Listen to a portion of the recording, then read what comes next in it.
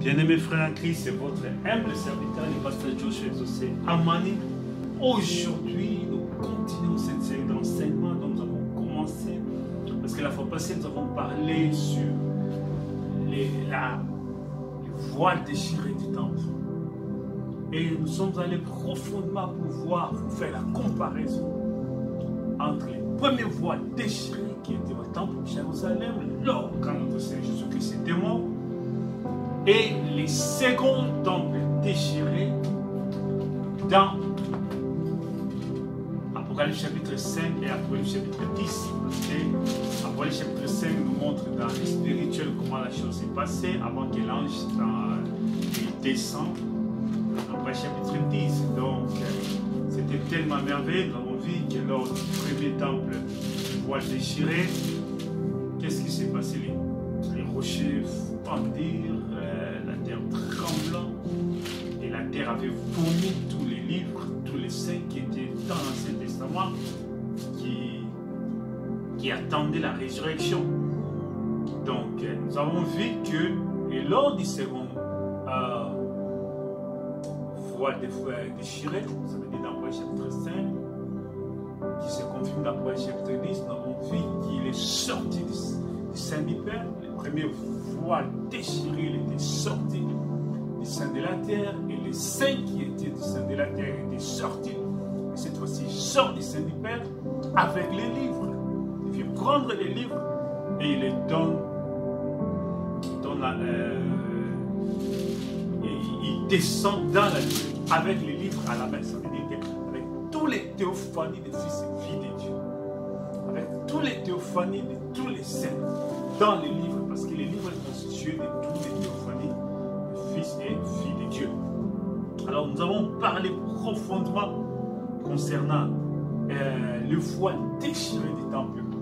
On vit que le voile déchiré du temple permettait à Israël d'avoir accès dans les lieux très saints, accès à la gloire de Dieu.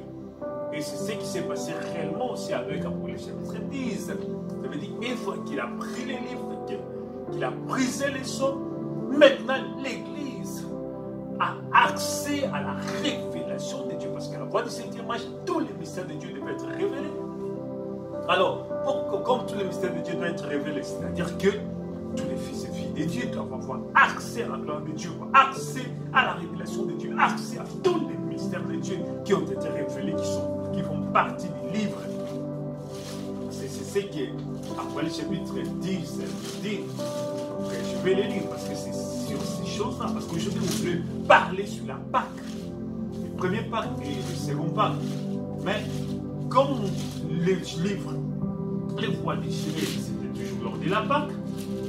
Donc voilà pourquoi j'y reviens pour tout ce que j'avais parlé la fois passée. Je viens notre ange puissant pour le chapitre 10, verset 1, qui descend du ciel, enveloppé du Noé, au-dessus de sa tête était l'arc-en-ciel, et son visage était comme le soleil, et ses pieds comme des colonnes de feu. Il tenait dans sa main un petit livre ouvert, il posa son pied droit sur la mer, son pied gauche sur la terre. Il cria d'une voix forte comme rugit un lion, car il cria, les sept tonnerres firent entendre leur voix. Et quand les sept tonnerres firent entendre leur voix, j'allais écrire, et j'entendis du ciel une voix qui disait, celle-ci dit les sept tonnerres, et ne l'écris pas. Et que l'ange que j'avais vu debout sur la mer et sur la terre, levant sa main droite vers les ciels, et jura par celle qui vit au ciel les ciels, et qui a créé les ciels et les choses qui sont, la terre et les choses qui sont, la mer et les choses qui sont. Il n'y aura plus de temps, mais qu'au jour de la fin du septième mois, quand il sonnerait de la trompette, comme il a annoncé à ses serviteurs, les prophètes. Ça veut dire qu'au jour de la fin du septième mois, tous les mystères de Dieu seront révélés. Parce qu'il va sonner la trompette. Et quand il va sonner la trompette, tous les mystères de Dieu qui étaient dans les livres sont censés être révélés. Donc nous avons vu les bénéfices de voile dévoilé, parce que même la Bible, nous avons vu que dans les livres de Daniel, il avait été écrit Daniel, tiens, s'écrit ces livres, car ces paroles seront tenues secrètes jusqu'au temps de la fin. Et au temps de la fin, plusieurs les liront et la connaissance augmentera. Ça veut dire quoi? Le livre sera scellé jusqu'au temps de la fin. Pendant 6000 ans, le livre sera scellé. Mais au temps de la fin, à la voix du septième ange, le livre sera ouvert. Le voile sera déchiré. Et tous les mystères des livres seront révélés Mais quand tous les mystères des livres seront révélés, tous ceux qui ont accès dans les livres, tous ceux qui iront puiser dans les livres, pour soutirer les ingrédients des livres, pour soutirer les mystères des livres, pour soutirer tous les bénéfices des livres, seront blanchis et purifiés. Ça veut dire quoi? Ils seront adoptés, ils seront placés, ils seront appelés fils et filles de Dieu. Ils vont retrouver leur position, parce que dans le livre, ils vont retrouver la position dans laquelle ils ont été appelés avant la fondation du monde. Voilà. Et ils brilleront comme des étoiles. Donc c'est ça. Ça veut dire qu'aujourd'hui, nous voulons... ça, je suis en train de faire une récapitulative de ce que j'avais parlé la fois passée sur les voiles déchirées du temple. Parce que le même voile qui a été déchiré, qui a permis aux enfants d'Israël d'avoir l'accès de voir les lieux très saints, avant c'était interdit, personne ne pouvait entrer là-bas, personne ne pouvait aller voir là-bas. Mais aujourd'hui, lors du voile déchiré à la croix, quand Jésus est mort, il a poussé un cri. Et nous avons vu sur Apocalypse chapitre 10, quand il descend, il poussait un cri. Il rugit comme un lion, il poussait un cri. Donc nous voyons les parallèles des choses qui se font spontanément. C'est-à-dire les mêmes choses qui se font le jour de la Pâque et les mêmes choses qui se font à l'Apocalypse chapitre 10. Donc l'Apocalypse chapitre 10 vient confirmer ce qui s'est passé à la Pâque, ce qui s'est passé à la croix. L'Apocalypse 10 confirme ça. Parce qu'il faut maintenant dire clairement qu'il y a le chapitre 10 résume toute la Bible. Confirme toute la Bible. Donc, voilà, c'est ce que nous avons vu, qu'il a crié. Et puis, de ce côté, il va crier à la voix de ses tonnerres. Quand il va crier, de l'autre côté, c'est à ce moment-là que les voiles du temple étaient déchirés. Je vais lire ça dans Matthieu chapitre 27. Matthieu chapitre 27, le verset combien? Donc, nous allons le lire au verset 50. Je commence au verset 50. Jésus poussait un grand cri et rendit l'esprit. Avant, il a crié Père, Père, mon Dieu, pourquoi m'as-tu abandonné? Élie lama sabachthani. Mais après, il va encore pousser notre cri. Voilà pourquoi on a dit que quand Jésus est mort, il a parlé à l'âme parce qu'il a poussé un cri qu'on n'a pas pu identifier. Personne n'a compris qu'est-ce qu'il avait dit. Personne n'a compris ce qu'il avait dit. C'était la voix de cet tonnerre. Ils ont entendu maintenant, ils ont décidé, mais il a poussé un cri. C'est comme ça aussi ce qui s'est passé pour les chapitres 10. Il crie à la voix de cet tonnerre. Il se dit, les gens entendent, mais il n'a pas écrit. Il entend, mais il n'a pas écrit. C'est la même chose ici. Et quand il pousse ces cris-là, qu'est-ce qui se passe? La Bible dit ceci, je suis au verset ce matin, Jésus poussait de nouveau un cri et rendit l'esprit. Et voici le voile du temple se déchirant en deux, du plus haut jusqu'à là en bas. La terre tremblant, les rochers s'effondraient, les sépulcres s'ouvrirent, et plusieurs corps des saints qui étaient morts ressuscitèrent, étant sortis du sépulcre, après la résurrection. Donc, quand il pousse les cris, le voile du temple se déchira, les rochers s'effondraient. Il y a eu un tremblement de terre, il y a eu une voile de tonnerre qui a tourné, qui a déchiré le voile du temple du haut en bas. Ça veut dire qu'il a laissé, il y a maintenant accès libre auprès du Père. Il y a même maintenant un accès militaire, accession de tous les frères et sœurs aujourd'hui dans la face du Père. Tous les élites de Dieu maintenant, ils ont droit à entrer dans la face du Père. Tous les élites de Dieu maintenant, ils ont droit à accès libre dans la présence de Dieu. Donc voilà ce qui s'est passé. Donc, quand il crie à la voix de cet tonnerre, oh c'est tellement glorieux. C'est tellement glorieux. Les voiles déchirées. Les voiles déchirées, ça nous donne accès dans la présence de Dieu. Vous savez, La Bible dit que la sœur des jours tenait les livres et personne n'avait droit de toucher à ces livres-là. Jusqu'à ce que Jean pleurait. Et quand Jean pleurait, la Bible nous dit clairement que la voix lui a dit, je ne pleure pas. Voici le lion de la tribu de Juda a vaincu. Il a pris les dignes de prendre les livres et de les briser. Et voilà l'agneau de Dieu d'acheter.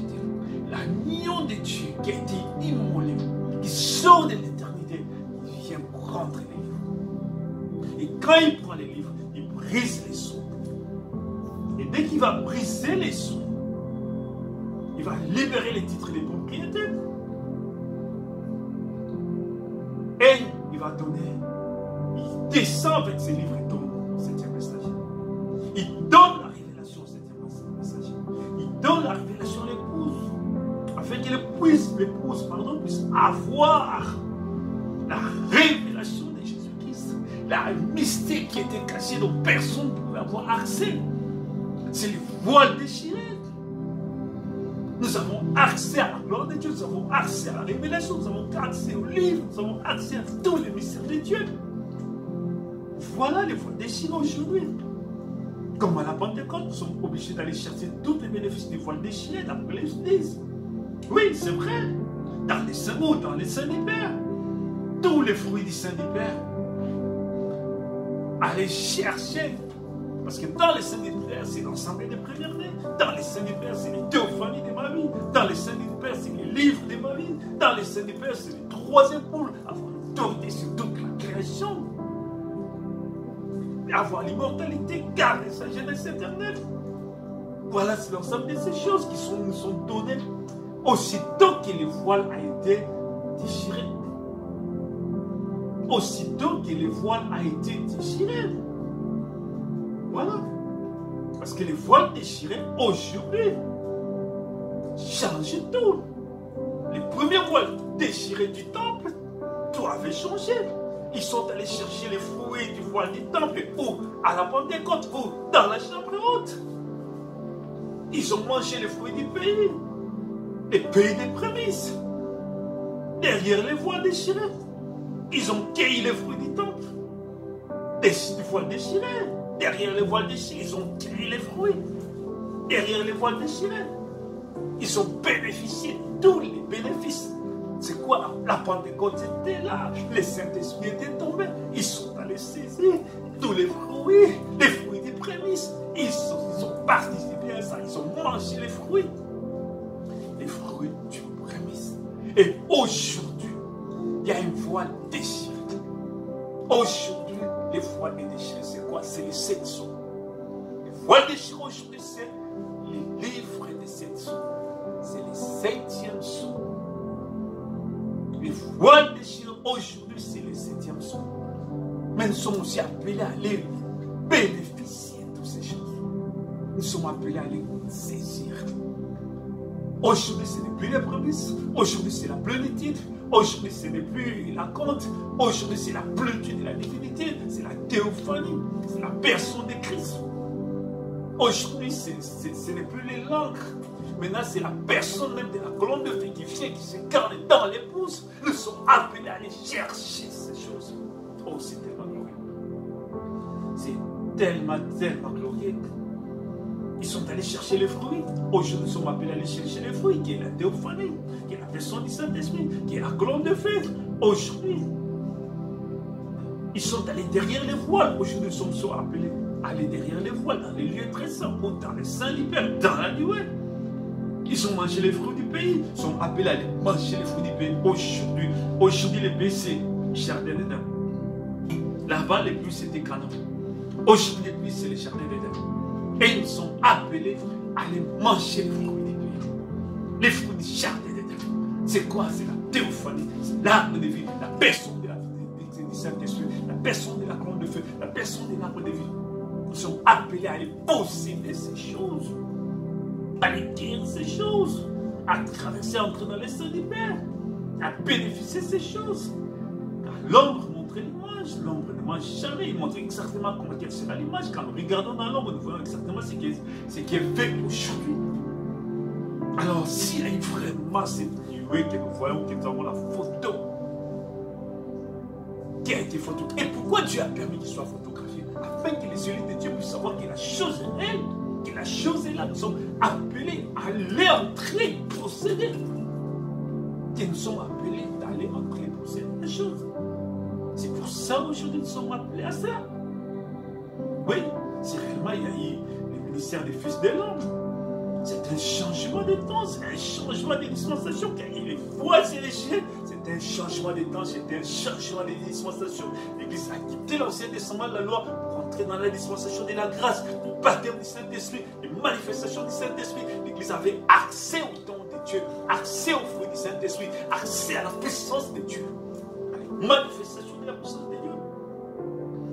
C'est pour ça, pourquoi tout ça, le 28 février, en allant son âme 63, pourquoi tout cet acte d'ouverture des sceaux? Quand il prit les livres, les 4 êtres vivants, les 24 VA se prosternaient devant l'agneau, tenant chacun une harpe et des coupes d'or remplies de parfums, qui sont les prières des saints. Ils chantaient un cantique nouveau en disant: tu es digne de prendre les livres et d'en rompre les sceaux, car tu as été immolé, tu as racheté pour Dieu par ton sang des hommes de toute tribu, de toute langue, de tout peuple, de toute nation. Et tu as fait d'eux un royaume de sacrificateurs pour notre Dieu. Ils régneront sur la terre. Il disait d'une voix forte: l'agneau qui a été immolé est digne de recevoir la louange, la puissance, la richesse, la sagesse, la force, l'honneur et la gloire. Et la louange, quand l'agneau reçoit ces choses, ça veut dire que l'épouse bénéficie des choses, parce que l'épouse est le corps de Christ. L'épouse est le corps de l'agneau. Quand l'agneau reçoit, c'est l'épouse qui reçoit. C'est l'épouse qui tire le profit. C'est l'épouse qui bénéficie. Parce que quand tu manges, c'est ton corps qui bénéficie. Quand l'agneau reçoit, c'est son corps qui est l'épouse qui est sur la terre, qui bénéficie. Ils sont appelés à bénéficier de ces choses, à vivre ces choses, à entrer dans ces choses. Oh, c'est merveilleux, c'est glorieux. Est-ce que nous avons saisi pourquoi la joie et les triomphes et les louanges dans toute la création? Ça veut dire que la création est en train de bénéficier, de retrouver le livre qui Adam et Ève avaient perdu depuis la chute. C'est le retour au commencement. C'est le retour à l'arbre de vie. C'est le retour au commencement. C'est le retour dans les jardins d'Éden. Voilà. Donc nous sommes appelés, comme à la Pentecôte, nous sommes obligés d'aller chercher tous ces bénéfices. Aujourd'hui, c'est notre jour d'aller chercher les bénéfices de la croix, d'aller chercher tout ce que Christ a accompli pour nous à la voix de cette donnée, après chapitre 10. Aujourd'hui, nous sommes appelés à aller saisir de notre Seigneur, guérir notre théophanie, saisir notre théophanie, parce que tous les mystères sont révélés. Les voiles qui nous empêchaient d'entrer, d'avoir l'accès dans les seins du Père, est dévoilé, est déchiré. Et comme les livres est brisé, comme les seaux sont brisés, les voiles est déchiré, nous avons l'accès libre au bénéfice de ces choses. Oh, c'est tellement glorieux. Voilà pourquoi notre prière change maintenant. La façon dont l'Église doit prier aujourd'hui est totalement différente. Aujourd'hui, l'Église réclame les jardins d'Éden. Il réclame les livres. Il entre en possession des livres. Voilà tous les bénéfices, la gloire que Dieu nous a réservée aujourd'hui. Que Dieu vous bénisse richement. C'est votre récepteur, les passés. Je suis Samuel. Amen. Veuillez suivre la continuité de cette série d'enseignement sur la Pâque. C'est profond. Parce que c'est la semaine de la Pâque. Au nom de Jésus. Amen.